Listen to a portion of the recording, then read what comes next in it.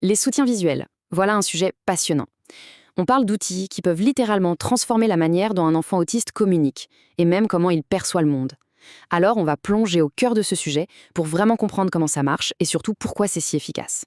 Pour bien saisir l'enjeu, je vous propose une petite expérience de pensée. Imaginez, vous débarquez dans un pays lointain, vraiment lointain. La langue, les gestes, les règles sociales, tout est un code que vous n'arrivez pas à déchiffrer. C'est déroutant, non?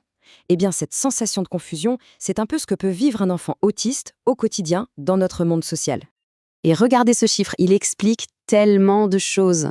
Quand on communique, les mots, eh bien, ils ne représentent que 7% du message. Le reste, la très très grande majorité, c'est du visuel et du non-verbal.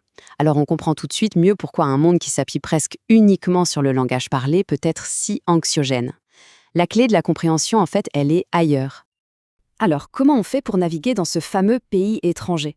Il faut un guide. Et ici, ce sera un guide visuel qui va servir de traducteur entre le monde abstrait et le monde concret. Donc, un soutien visuel, c'est quoi au juste? C'est simple, c'est n'importe quel élément qu'on peut voir et qui vient clarifier un message. C'est une carte, un traducteur, une boussole, bref, un outil qui rend l'information tangible, beaucoup plus facile à saisir. Et, point fondamental, c'est aussi un outil qui aide l'enfant à s'exprimer en retour. Et c'est là qu'on touche au génie de ces outils. Il crée un pont entre deux univers. D'un côté, il y a l'environnement social, abstrait, imprévisible, toujours en mouvement. De l'autre, on a le monde physique. Lui, il est concret, stable, organisé. Les soutiens visuels, en fait, ils traduisent le chaos apparent du social dans une langue beaucoup plus claire, la langue du physique. La première grande mission de ce guide visuel, c'est de donner une voix. C'est d'offrir des outils concrets pour que l'enfant puisse dire ce qu'il veut, ce qu'il ressent, ce dont il a besoin. Et pour ça, la boîte à outils est bien remplie. On y trouve des tableaux de choix, des systèmes d'échange d'images comme le PEX, ou encore des cartes spécifiques et des appareils électroniques. Prenons l'exemple des tableaux de choix. Ils sont géniaux parce qu'ils font deux choses en même temps. Ils permettent à l'enfant de faire une demande claire, mais en plus, ils ouvrent son horizon en lui présentant de nouvelles options. C'est vraiment un premier pas vers l'autonomie et la découverte. Cet exemple est très parlant. Plutôt que de poser une question abstraite comme « Qu'est-ce que tu veux manger ?», on présente des options claires, concrètes. Il n'y a plus qu'à pointer. D'un coup, la communication devient directe, efficace, et on enlève toute l'anxiété qui peut être liée à l'interprétation du langage. Mais communiquer, ce n'est pas seulement s'exprimer, c'est aussi, et peut-être surtout, comprendre le monde qui nous entoure.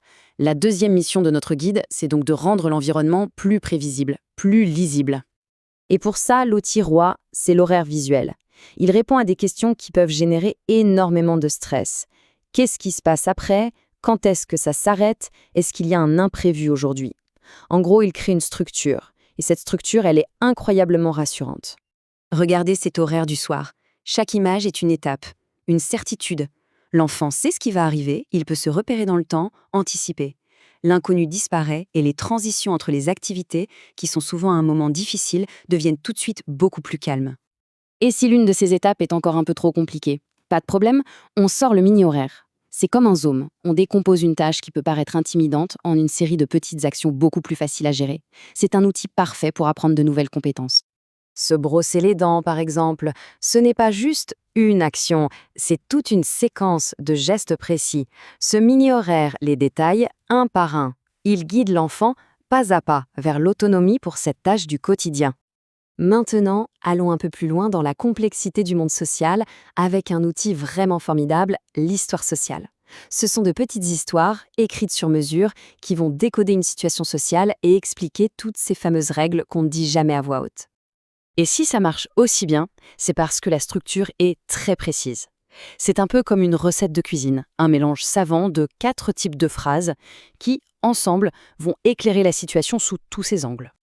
D'abord, on commence par poser les faits, de manière très neutre, avec une phrase descriptive.